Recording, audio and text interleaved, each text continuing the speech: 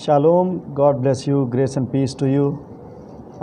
खुदा के लोगों, अज़ीज़ लोगों, खुदा में आप सबकी सलामती चाहता हूँ। मैं पास्टर नवीद शहजाद लाहौर पाकिस्तान से आपके लिए दुआ गो हूँ कि खुदा का हाथ आप पर बढ़ा रहे, खुदा का फ़ज़ल आपको हमेशा दस्तयाब रहे।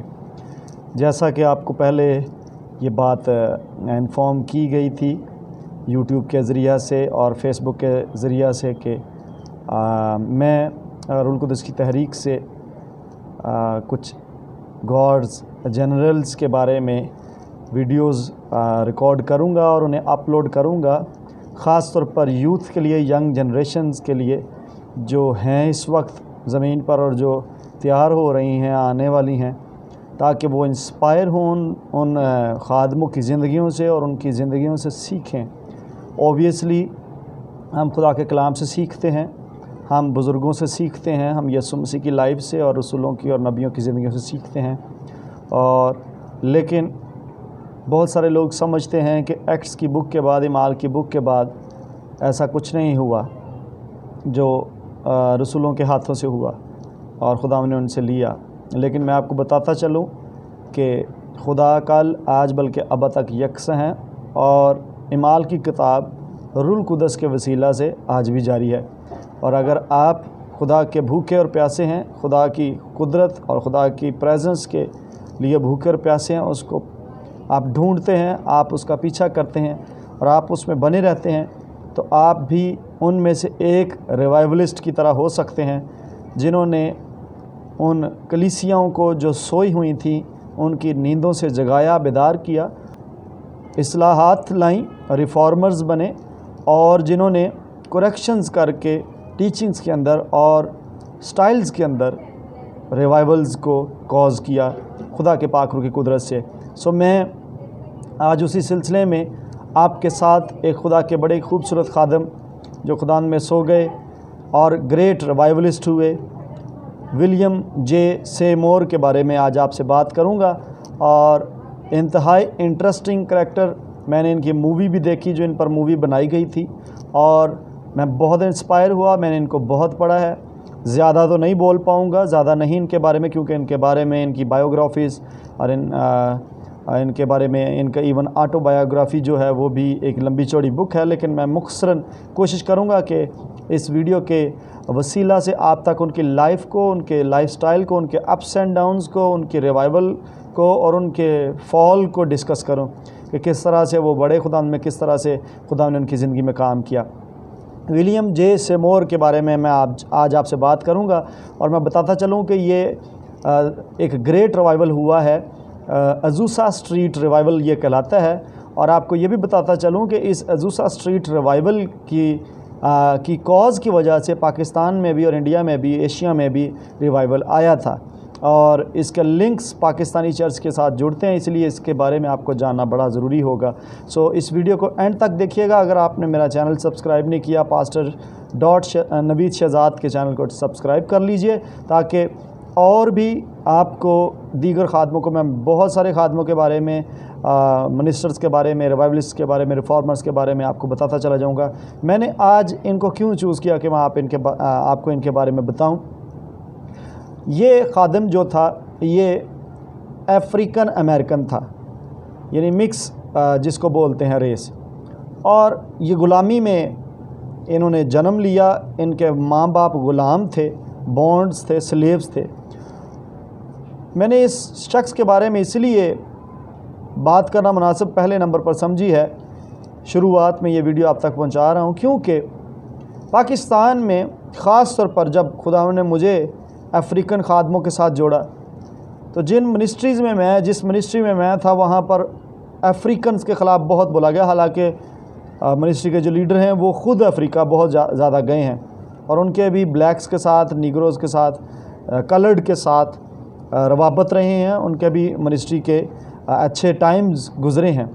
लेकिन बहुत अफसोस के साथ कहना पड़ता है कि when it comes to another man of God, जब किसी और ख़ादम की बात आती है तो ख़ादमीन एक दूसरे के ख़िलाफ़ बोलना शुरू हो जाते हैं। मैं आपको बताता चलूं कि इससे पहले कि गॉस्पल आप तक पहुंचती, एशिया में पहुंचती या किसी और बर-ए-आज़म में पहुंचती, गॉस्पल सबसे पहले अफ्रीका में पहुंची है। जब रसूलों के दौर में गॉस्पल शुरू हुई है, प्रीचिंग शुरू हुई है यीशु मसीह के बाद, अमाल की किताब के बाद, अमाल की किताब के दौरान आपको हवाला मिलेगा कि फिलिप्पस ने हबशी खोजे को मुनादी की थी। और सुन लीजिए ध्यान से, हबशी था वो, हबशी, और वो इथियोपिया जा रहा था वो काफ़िला। और इवन बाइबल मुक़द्दस आप पढ़िए तो अफ्रीका की बड़ी इम्पोर्टेंस है। आप अब्राहम की लाइफ को पढ़िए तो मिस्र में गए वो सर्वाइवल के लिए, आप इसहाक को पढ़िए तो मिस्र में गए, आप याकूब को पढ़िए, आप यूसुफ को पढ़िए, आप इसराइल को पढ़िए, तो सर्वाइवल्स खुदावन ने मिस्र में करवाए उनके। इवन यीशु मसीह ने जब पैदा होना था और यूसुफ को ड्रीम में ये कहा गया कि इसको मिस्र में ले जा। So don't speak against any बरे आज़म, अगेंस्ट एनी कॉन्टिनेंट। आपको मिसअंडरस्टैंडिंग है। इससे पहले कि गॉस्पल आपको पहुंचती, हबशी खोजे का वसीला से गॉस्पल अफ्रीका में पहुंच चुकी हुई थी। सो खुदावंद आपको बरकत दे। प्लीज़ कलाम को पढ़िए, सुनिए और समझिए और अहमियत दीजिए। अफ्रीका के अंदर खुदा की कुदरत काम कर रही है, रिवाइवल मूव कर रहा है अफ्रीकन खादमों के ऊपर, और खुदा अफ्रीकन खादमों के वसीला से दुनिया में इस वक्त रिवाइवल को कॉज कर रहा है। So we should not speak against the revivals and also speak against the man of God और रिवाइवलिस्ट ओवर देयर। हम ना बोलें उनके ख़िलाफ़, बल्कि हम उनसे सीखें और उनकी ज़िंदगियों को स्टडी करें। इसलिए मैंने विलियम जे सेमोर की लाइफ को आज पिक किया ताकि मैं आपसे इनके बारे में बात कर सकूं। मैं बहुत इंस्पायर हुआ इनकी ज़िंदगी से, मैंने पढ़ा, और मैं आपको चीदा नुकात इनकी ज़िंदगी में बारे में ज़रूर बताता चलूँगा। बहुत लंबी स्टोरी है, ज़ाहिर बात है पूरी लाइफ को डिस्कस करना मुश्किल है, लेकिन इस मुख्तसर वीडियो के अंदर बने रहिएगा, एंड तक देखिएगा। यंगस्टर्स ख़ास तौर पर डोंट क्विट दिस वीडियो, आप इंस्पायर होंगे ज़रूर। ये पैदा हुए 2 मई 1870 को और लुजियाना में, यूनाइटेड स्टेट्स के अंदर, अमेरिका के अंदर, और इनकी जो डेथ थी वो 28 सितंबर 1922 को हुई। 52 साल की टोटल उम्र इन्होंने पाई और इन्होंने कैलिफोर्निया में इनकी डेथ हुई। एवेंजलिस्ट रहे और पास्टरल मिनिस्ट्री भी रही, और ये फाउंडर भी रहे एक मूवमेंट के। इनकी वाइफ का नाम था जेनी इवेंस मोर। 1906 से लेकर 1922 तक उनका भी इवेंट साथ मिलेगा आपको, मैं आगे चल के बताता चलूँगा। मैंने जैसे पहले बोला कि ये अफ्रीकन अमेरिकन थे और होलीनेस प्रीचर थे। ये इनकी जो लाइफ के ऊपर मूवमेंट थी, ये पकीज़गी को ज़्यादा प्रीच करते थे। ये वो शख्स है जिसके वसीला से अजूसा स्ट्रीट रिवाइवल आया। अजूसा स्ट्रीट के बारे में भी आपको बताऊंगा दरमियान में वीडियो के चलकर कि ये अजूसा स्ट्रीट एक्चुअली थी क्या और ये कैसे अजूसा स्ट्रीट में पहुंच गए। और ये इन्फ्लुएंशियल खादम हुआ विलियम जे सेमोर, और इनकी मिनिस्ट्री के वसीला से, इनके इस रिवाइवल के वसीला से पेंटिकॉस्टलिज़म और कैरिज्मेटिक मूव जो थी वो दुनिया में ज़ोर पकड़ गई। और ये अपने घराने के अंदर, अपने घर के अंदर, अपने वालदैन से 8 बच्चों में से दूसरे नंबर पर थे। और जैसे मैंने पहले बताया, ग़ुलामी में इनकी पैदाइश हुई, तो बहुत गुर्बत के अंदर इन्होंने लुजियाना में अपने इब्तदाई बचपन के जो दिन गुजारे थे। ये चार्ल्स परहम की मिनिस्ट्री में इन्होंने स्टडी हासिल की है, उनके स्टूडेंट थे। चार्ल्स परहम के बारे में मेरी एक और वीडियो आएगी। उनकी खिदमत से भी मैं बहुत इंस्पायर हूँ, मैंने उनको भी बहुत पढ़ा है और उनकी मिनिस्ट्री से भी मैंने बहुत कुछ सीखा। और तकरीबन मुझे खुदावन ने उनकी मिनिस्ट्री जैसा भी इस्तेमाल किया, चार्ल्स परहम की मिनिस्ट्री जैसा भी इस्तेमाल किया। जब आप पढ़ते हैं और जब आप खुदा को सीख करते हैं, उसी तरह से जब आप कहते हैं खुदावन जो लिखा है, जो पढ़ा है मैंने इस बंदे के बारे में, अगर तू इसे इस्तेमाल कर सकता है तो मुझे भी कर सकता है। इन्होंने अडॉप्ट किया परहम के कुछ बिलीव्स को, विलियम जे सेमोर ने, और इन्होंने भी उन बिलीव्स को आगे टीच करना शुरू कर दिया। हालांकि वो तजर्बात इन्हें अभी अपनी ज़िंदगी में नहीं हुए थे। 1906 के अंदर सेमोर जो थे वो लॉस एंजलिस में, कैलिफोर्निया में शिफ्ट हो गए और वहाँ पर उन्होंने पेंटिकॉस्टल मैसेजेस प्रीच करना शुरू किए, जिनकी वजह से जो था अजूसा स्ट्रीट रिवाइवल का स्पार्क होना शुरू हो गया और बहुत सारा क्राउड जो था इनकी मीटिंग्स में जमा होना शुरू हो गया। और बहुत सारी जो ऐसी मीडिया कवरेज थी जो दुनिया को नहीं मिलती थी, इनको मिलना शुरू हो गई। अखबारात में, मैगजीन्स में इनके बारे में छपना शुरू हो गया। इंटीग्रेटेड वर्शिप सेशन होना शुरू हो गए। रेसिज्म ख़त्म हो गई। गोरा और काला मिलकर बैठकर परस्तिश करना शुरू हो गए इनकी मिनिस्ट्री के वसीला से। उन दिनों में ऐसा नहीं होता था, लोग एक दूसरे को कबूल नहीं करते थे क्योंकि ग़ुलामी का दौर चल रहा था और जो ब्लैक्स थे वो ग़ुलामी में थे, गोरों की। तो लेकिन इनकी मिनिस्ट्री से वो जो नॉर्म्स थे, रेशल नॉर्म्स थे, वो तब्दील होना शुरू हुए। वो वायलेंस वायलेट होना शुरू हो गए। और बहुत सारे लोगों को इससे भी प्रॉब्लम हुआ कि ये मिक्स क्यों कर रहा है, और उनमें से आगे चलकर हम बात करेंगे कि किन किन को ये प्रॉब्लम हुआ है। वो खादमीन ही थे जिनको ये प्रॉब्लम हुआ, बड़े अफसोस के साथ मैं ये बताता चला जाऊँ। और विलियम सेमोर ही वो शख्स हुआ जिसने अपोस्टोलिक फेथ न्यूज़पेपर का लॉन्च किया, और ये न्यूज़पेपर प्रोमिनेंस हासिल कर गया। बहुत ही छोटी उम्र के अंदर ये छोटे अरसे के अंदर ये न्यूज़पेपर जो था ये पेंटिकॉस्टल मूवमेंट को लेकर पूरी दुनिया में फैलना शुरू हो गया, इसकी कॉपीज़ बंटना शुरू हो गई। 1906 के अंदर परहम के साथ सेमोर का झगड़ा हो गया, और परहम से कुछ थियोलॉजिकल डिफरेंसेस थे, इख्तलाफात थे, जिनकी वजह से विलियम जे सेमोर ने परहम को यानी अपने टीचर को छोड़ दिया और वो अलहदा से हो गए। इस परहम जो इनके टीचर थे, परहम साहब को इनके कुछ थियोलॉजिकल प्रैक्टिसेस पर एतराज़ात थे, और वो इनकी रिवाइवल मीटिंग्स के ख़िलाफ़ बोलना शुरू हो गया। और उन्होंने इवन एक मूवमेंट पर यह भी कह दिया कि अज़ूसा स्ट्रीट रिवाइवल जो है वो फ़ाल्स है, वो फेक है, वो झूठ है, वो ट्रूथ नहीं है, इसके पीछे खुदा नहीं है, इसके पीछे कुछ और फोर्सेस हैं, डिमोनिक फोर्सेस हैं। या जो अल्फाज थे वो बहुत ही बुरे साबित हुए। अज़ूसा स्ट्रीट को डाउन लाने वाला भी वही बंदा साबित हुआ जो कि इस शख्स का रूहानी उस्ताद था, या कह लें कि स्पिरिचुअल फादर हुआ। एवेंजलिज्म और मिशनरी वर्क इनके साथ चलता रहा विलियम जे सेमोर का, और रिवाइवल जो था ये एक बड़ी तंजीम के अंदर बदल गया। उसका नाम रख दिया गया अपोस्टोलिक फेथ मूवमेंट का, ये नाम रख दिया गया। बहुत सारी स्ट्रगल हुई, बहुत सारी स्ट्रगल को इनके साथ जो मिनिस्टर्स खुदा ने जोड़े उन्होंने ख़त्म कर दिया, जिनमें से मैं नाम कुछ लेना पसंद करूँगा। फ्लोरेंस क्रॉफोर्ड थे और विलियम हॉवर्ड डरहम थे। ये भी आगे चलकर प्रॉब्लमेटिक हो जाएंगे। शुरू में इन्होंने इसकी मिनिस्ट्री का साथ दिया और अपोस्टोलिक फेथ मूवमेंट के पायनियर्स में से हुए, फाउंडर्स मेंबर्स बन गए, लेकिन उसके बाद फिर इन्होंने इसके साथ बिट्रेयल किया। ये होता है मसीह के साथ, आप जब चलते हैं, यीशु मसीह के साथ भी बिट्रेयल हुआ, और इन्हीं की वजह से चीज़ें तरतीब में आई, और इन्हीं की वजह से अल्टीमेटली एंड पर जाकर जब ये रिवाइवल ख़त्म होता है तो ये डिसयूनिटी का बायस बनते हैं। इन्होंने अल्टीमेटली इसी जोड़े ने डिसयूनिटी भी फैला दी थी, और सेमोर का इन्फ्लुएंस जो था मिनिस्ट्री के ऊपर से जाता रहा। 1914 के अंदर ये पीक पर जो रिवाइवल था वो नीचे की तरफ आना, उसका ग्राफ नीचे की तरफ आना शुरू हो गया। सेमोर एक्चुअली जो मानते थे, बिलीफ मानते थे, वो मानते थे कि ज़ुबानों का जो रूल कुदस का बपतिस्मा है वो ज़ुबानों के साथ होता है। ज़ुबानें होना बहुत ज़रूरी हैं, और ज़ुबानें जैसा ईद पेंतिकोस्त के दिन आई थी वैसे ही होनी ज़रूरी हैं। विलियम जोसेफ सेमोर इनका पूरा नाम था, और जैसे मैंने पहले बताया कि ये स्लेव माँ बाप के बच्चे थे, और इनके पापा का नाम साइमन था और इनकी मामा का नाम फिलिस सेलाबार सेमोर था। और ये बैप्टाइज हुए, कैथोलिक चर्च के मेंबर थे, रोमन कैथोलिक चर्च के मेंबर थे।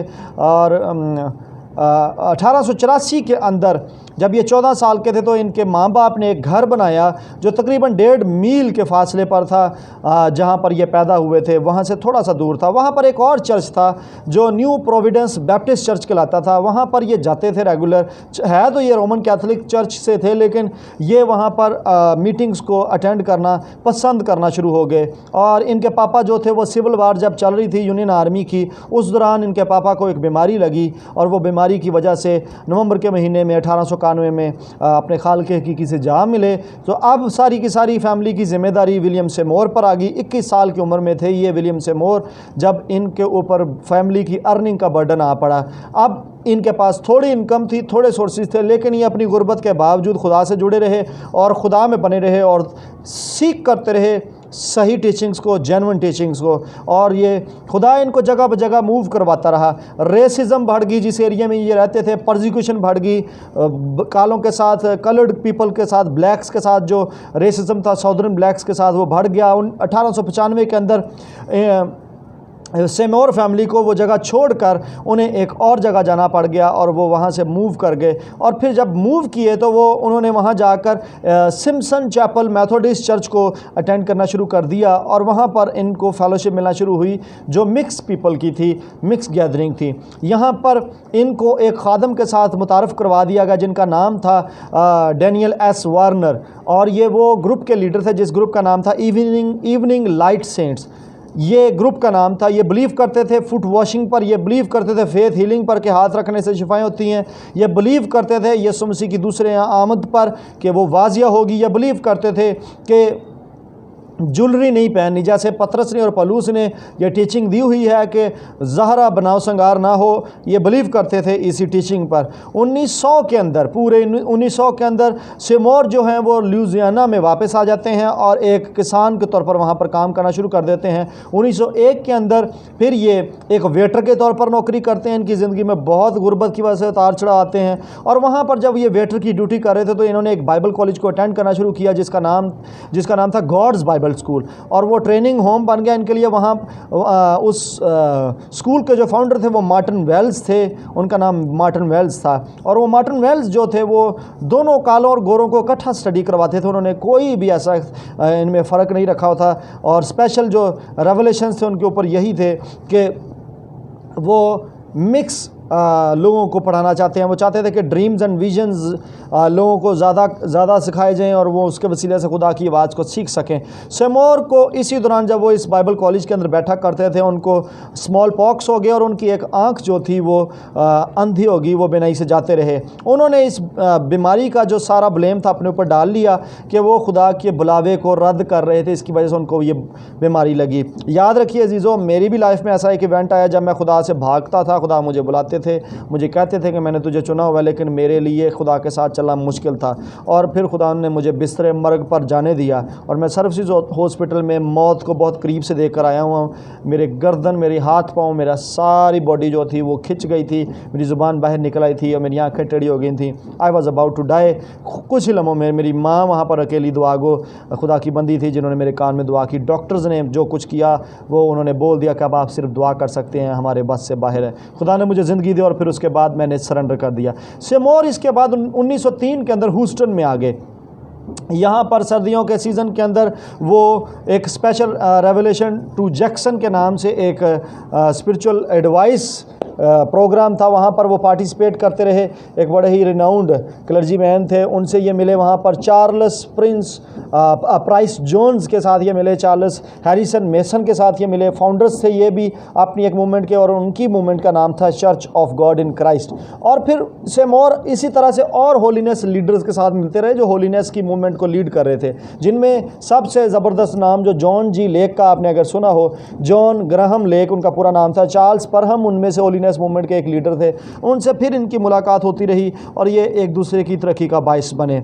और फिर 1901 जनवरी 1 को चार्ल्स परहम की मीटिंग के अंदर ऐसा हुआ कि एग्नेस ओज़मैन के घर में जब ये दुआ हो रही थी, तो ये दिसंबर के दिनों में दुआ शुरू हुई थी और बहुत सारे जो स्टूडेंट्स थे उन चार्ल्स परहम के, वो और एग्नेस ओज़मैन की ने ये एक्सपीरियंस गेन किया जो एक्स की बुक में माल की किताब में हुआ कि लिटरली लोगों को वो ज़ुबानें आना शुरू हो गई जो कि समझ आती थी। और एग्नेस ओज़मैन का आप गूगल पर सर्च कर सकते हैं, उनकी बुक भी पढ़ी होगी, वो आप पढ़ सकते हैं। उन्होंने चाइनीज़ ज़ुबान लिखी, चाइनीज़ बोली, और बहुत अरसा तक लैंग्वेज एक्सपर्ट्स ने उनको टेस्ट किया और ये अखबारों में भी खबरें उन दिनों में छपी कि परहम की मिनिस्ट्री से ये तजर्बा हुआ है कि जैसे ज़ुबानें उस दफ़ा समझ आती थी, इमाल की किताब में ज़ुबानें नाजिल हुई हैं रूल कुदस के बपतिस्मे के 7 निशान के तौर पर, और वो वही ज़ुबानें हैं जो ज़मीन पर बोली जाती हैं या पढ़ी जाती हैं, लिखी जाती हैं। आगे बढ़ता चलूँ, मैं विलियम सेमोर के बारे में आपको बता रहा हूँ। अफ्रीकन अमेरिकन होलीनेस मूवमेंट के एक लीडर थे, लूसी एफ फैरो। ये फ़ैरो वो नहीं है, फ़िरौन नहीं है, ये FARROW है। और इन्होंने एक पोजीशन जो थी वो सेमोर को दी और सेमोर जो थे वो पास्टर हो गए उनके चर्च के अंदर। और उन्होंने विलियम सेमोर को जब पास्टर किया तो 1906 के अंदर ये पास्टरशिप उन्होंने शुरू की। उसके बाद परहम ने, चार्ल्स परहम ने यानी उनके उस्ताद ने और विलियम सेमोर ने पुलपिट को शेयर करना शुरू कर दिया, और जो जगह जगह इबादत होती थी उनमें से ये शेयर करते थे एक दूसरे के साथ स्टेज को। लेकिन परहम के अंदर जो थी वो सेमोर के लिए क्लैरिटी नहीं थी। परहम ये मानते थे कि सेमोर जो है ये सिर्फ ब्लैक्स को प्रीच करने के लिए बुलाया गया है, और परहम ये भी मानते थे, इनके उस्ताद होते हुए भी, कि अभी विलियम सेमोर को अभी खुद भी रूल कुदस का बपतिस्मा नहीं हुआ और इसको ज़ुबानों का तजर्बा नहीं हुआ तो ये मिनिस्ट्री अभी नहीं कर सकते। सेमोर अभी उन तजर्बात के लिए दुआ कर रहे थे, खुदा के हुजूर बैठा करते थे और सीख कर रहे थे उन तजर्बों को कि आया खुदावंद ये जो तजर्बात हैं ये वाकई ही में हैं, और वो जेन्युइन हार्ट से सीख करते रहे। लेकिन परहम ने ओपोजिशन जारी रखी और चार्ल्स परहम के जो बिलीव्स थे वो टोटली रिजेक्ट करते थे विलियम सेमोर की टीचिंग्स को। और सेमोर ने एक इन्विटेशन रिसीव किया होलीनेस मिशन लॉस एंजल्स के अंदर, वो जूलिया ने फाउंड किया था, फाउंडेड बाय द जूलिया, वो वहाँ पर उसकी फाउंडर थी, मेंबर थी। उन्होंने उनको इनवाइट किया कि वो आकर मिशनरी काम को शुरू करें लाइबेरिया के अंदर। और परहम ने फिर वहाँ पर सेमोर को अनक्वालिफाइड कंसीडर किया कि इसको रूल कुदस का बपतिस्मा नहीं है। बहरहाल जितनी भी अपोजिशन थी विलियम सेमोर की वो उसको खुदा के करीब धकेलती चली जा रही थी और अज़ूसा स्ट्रीट रिवाइवल भी नज़दीक आता चला जा रहा था। और इसी तरह से जब सेमोर लॉस एंजल्स में पहुँचे, 22 फरवरी का दिन था और 1906 का साल था, और उन्होंने वहाँ पर पहुँचकर जूलिया के चर्च के अंदर प्रीच करना शुरू किया। और वहाँ पर बहुत सारे और भी खादमीन मौजूद थे और बहुत सारे लोगों ने उनकी जब टीचिंग को सुना तो उन्होंने चर्च को ताला लगा दिया, पैडलॉक्स लगा दिए और बंद कर दिया और विलियम सेमोर को चर्च से खारिज कर दिया। यह शख्स दर बदर होता रहा, शहर ब शहर जाता रहा और रियासतें बदलता रहा, लेकिन खुदा के हाथ के नीचे रहा और इसने नहीं छोड़ा खुदा का पीछा करना और खुदा के कलाम का और खुदा के पाक रूह से बातचीत करता रहा। खुदा ने इस पर अपना हाथ कायम रखा। अगर आपको भी ओपोजिशन है तो मेरे अजीज़ों बने रहिए खुदा के साथ। खुदावंद आपको वक्त मुकर्रर पर सरफराज करने वाले हैं। ख़ास तौर पर जवान बच्चों, अगर आपको चर्च में से ओपोजिशन है, ओपोजिशन अगर खुदा के बंदे की तरफ से है तो वो आपको खुदा की तरफ धकेल देगी। अगर वो इब्लीस की तरफ से है तब भी आप खुदा की तरफ धकेले जाएंगे। ये सब आपके डेस्टिनी हेल्पर्स हैं, इनको रेजिस्ट ना कीजिए, इनकी ओपोजिशन ना कीजिए। सेमोर वो बपतिस्मे के लिए खुदा के हुजूर ठहरा रहता और दुआ करता रहता ताकि उसको रूल कुदस का बपतिस्मा हो। सेमोर अपने एक फ्रेंड एडवर्ड ली के घर पर आकर ठहर गया और उसने वहाँ पर दुआ रोज़ा शुरू कर दिया। और वो दुआ रोज़ा जो था उसमें और भी लोग शामिल होना शुरू हो गए, और भी अफ्रीकन अमेरिकन शामिल होना शुरू हो गए। रिचर्ड एसबरी का नाम बड़ा मशहूर होगा इस दौरानिए के अंदर।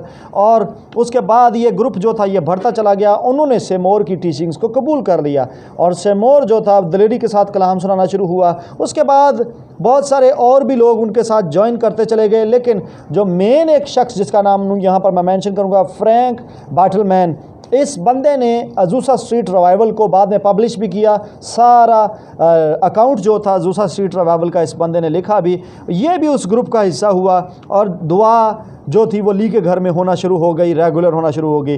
अप्रैल 6 को 1906 के अंदर मीटिंग ने ये डिसाइड कर लिया कि वो रोज़े के साथ अब दुआ किया करेंगे ताकि रेगुलर प्रेयर हो जाए, शुरू हो जाए। और उन्होंने 10 दिन का रोज़ा डिसाइड कर लिया और फिर सेमोर ने खड़े होकर माल की दूसरे बाब में से कलाम सुनाना शुरू किया और खुदा के नाम को जलाल मिले कि एडवर्ड ली ने 9 अप्रैल को गैर ज़बानों में वैसा ही बोलना शुरू किया जैसे कि इमाल की किताब में रसूलों ने बोलना शुरू किया।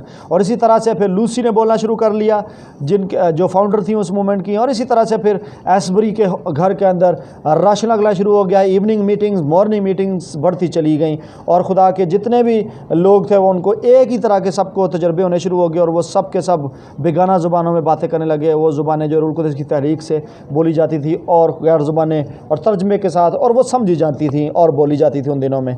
और ये आग की तरह ये रिवाइवल जो था फैल गया। अब ये अज़ूसा स्ट्रीट रिवाइवल का शुरुआत था। हुआ ये कि कुछ अरसे बाद इतना नश लग गया कि 1500 लोग जो थे वो उनके पोर्च में बैठना शुरू हो गए, छोटे से घर के अंदर। और वो पोर्च जो था वो तकरीबन गिरने को था और एक रोज़ वो गिर ही गया। और 12 अप्रैल के दिन ऐसा हुआ कि विलियम सेमोर को खुद भी ये तजर्बा हो गया। अब मैं मज़े की बात बता रहा हूँ, विलियम सेमोर की मिनिस्ट्री में दूसरों को तजर्बे हो रहे हैं, यही वाले इमाल की किताब वाले, ईद पेंतिकोस्त वाले, लेकिन उसको खुद सबसे एंड पे हो रहा है। और 12 अप्रैल को हुआ, लीडर्स में से सबसे एंड पे उसको हुआ, क्योंकि वो बिलीव करता था। अगर आप बिलीव करते हैं तो खुदावंद आपका अच्छा पोर्शन आपको ज़रूर देगा। देर हो सकती है लेकिन इसका पीछा करते रहिए, आपको जेन्युइन तजर्बात आप खुदा से ले सकेंगे।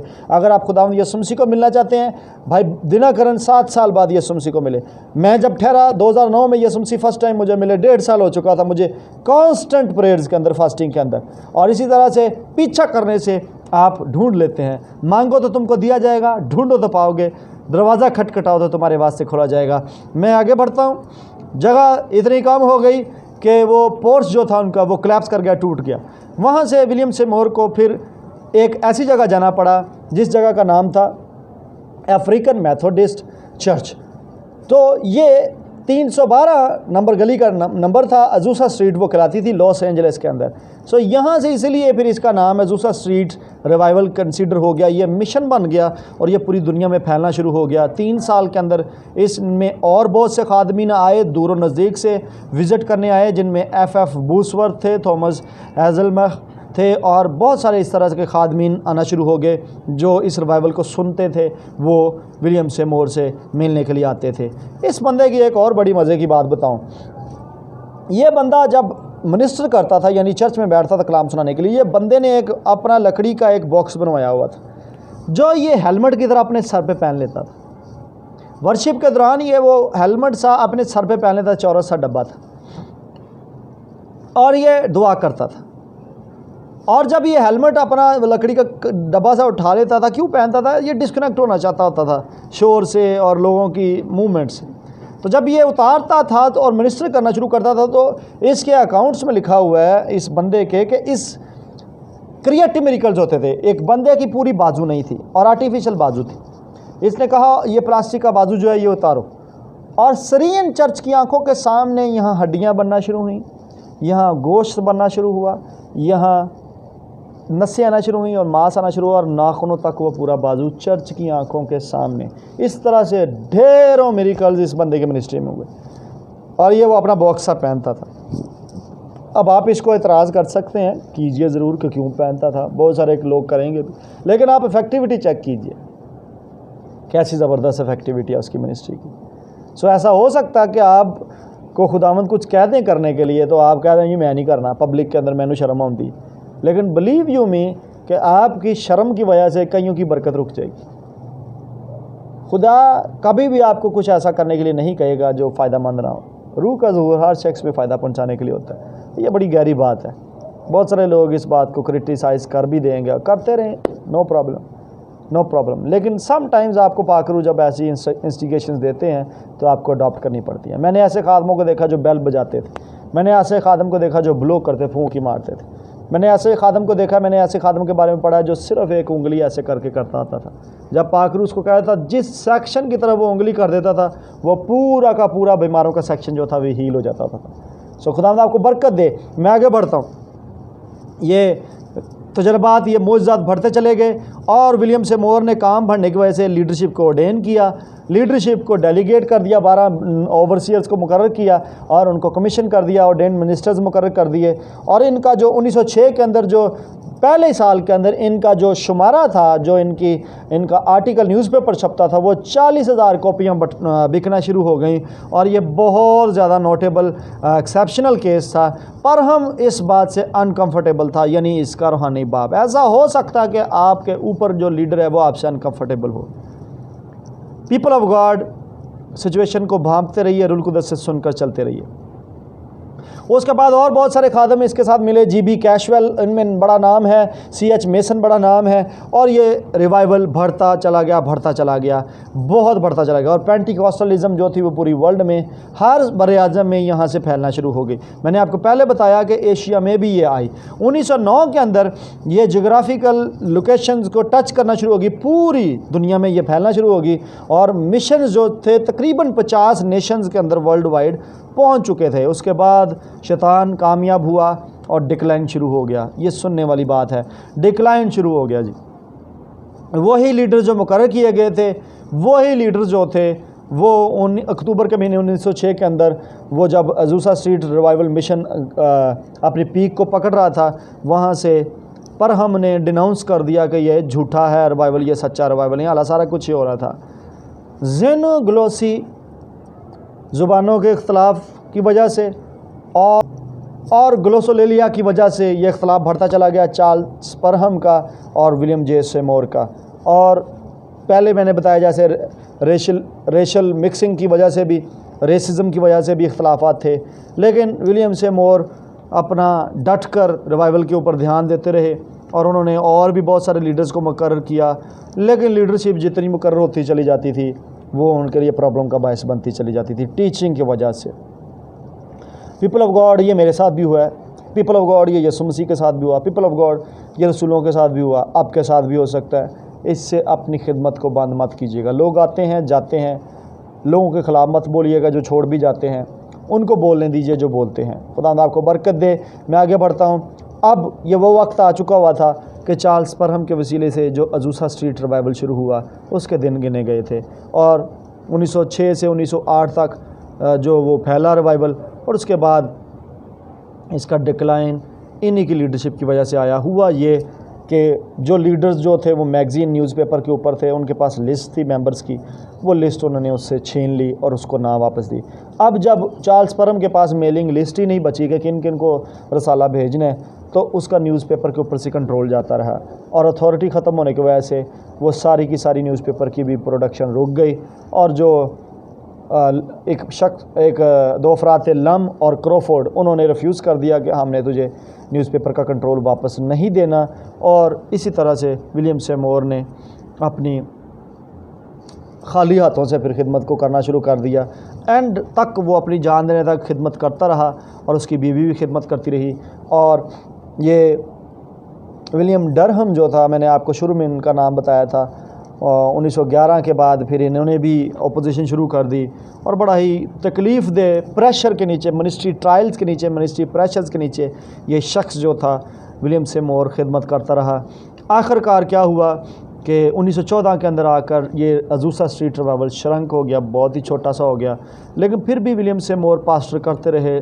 28 सितंबर 1922 तक विलियम सेमोर अपनी मौत तक ये खिदमत को अंजाम देते रहे एज ए पास्टर, और अपनी बीवी के बाहों में ही उन्होंने जान दी। हार्ट अटैक्स उनको हुए और उनको दिल का दौरा पड़ा, और वो अपने खाल की हकीकी से जाम मिले, और एवरग्रीन सीमेंट्री में ईस्ट लॉस एंजलिस में वो दफन है। इन्फ्लुएंशियल पेंटिकॉस्टल प्रीचर फ्रांसिस्को के बिल्कुल नज़दीक, उनकी कब्र के नज़दीक। और उसके बाद जेनी ने भी खिदमत को सराहा, खिदमत करती रही। जो 2 जुलाई 1936 को कुछ अरसे बाद वो भी अपने शोहर के साथ जा लेटी, और उनकी भी डेथ होगी। उनकी मिनिस्ट्री की जो लेगेसी थी, उनकी मिनिस्ट्री का जो इन्फ्लुएंस था, वो पूरे बड़े आज़मों में, कॉन्टिनेंट्स में पहले से ही फैला हुआ था। और खुदावन मैं बताता चलूँ कि हम भी उन्हीं की मिनिस्ट्री का एक इन्फ्लुएंस है। सो अजूसा स्ट्रीट रिवाइवल जो था वो Mexico, Canada, western Europe, middle east और वेस्ट अफ्रीका और एशिया के अंदर पेनिट्रेट कर गया, और आज हम बहुत सारी उनकी मिनिस्ट्री का जो है वो फल देखते हैं। 21वीं सदी के अंदर 115 मिलियन के करीब लोग जो थे, और माना जाता है कि तकरीबन 400 मिलियन तक जो उनकी मिनिस्ट्री से इन्फ्लुएंस हुए हैं। विलियम जे सेमोर जान देने तक वफ़ादार रहा। इख्तलाफात के बावजूद, ओपोजिशन के बावजूद उस खादम ने अपनी खिदमत को बंद नहीं किया, और तजर्बात का पीछा करता रहा, खुदा का पीछा करता रहा। सच्चे दिल से दुआ रोज़े के साथ उस बंदे ने खिदमत की, शहर बशहर गया, कौम और कौम का इख्तलाफात के दूर को करता रहा, और आज उसकी मिनिस्ट्री का फल अफ्रीका के अंदर भी, अमेरिका के अंदर भी, और एशिया के अंदर, और यूरोप के अंदर, और ईस्ट के अंदर भी आपको मिलता है। मैं बच्चों, मेरे जवान बच्चों और बेटे बेटियों और बुज़ुर्गों, मैं आपको इनकरेज करता हूँ खुदा के इस खादम की ज़िंदगी को अगर आप और डिटेल से पढ़ना चाहते हैं तो इनकी लाइफ के जर्नल को डाउनलोड कीजिए, इनके बारे में पढ़िए। ये खादम जान देने तक वफ़ादार, गुनाह में नहीं गिरा, इसने रूल कुदस की डिसोबीडियंस नहीं की, और इनकी ओपोजिशन की वजह से मिनिस्ट्री का और रिवाइवल का वो मूव ना कायम रह सका जो था।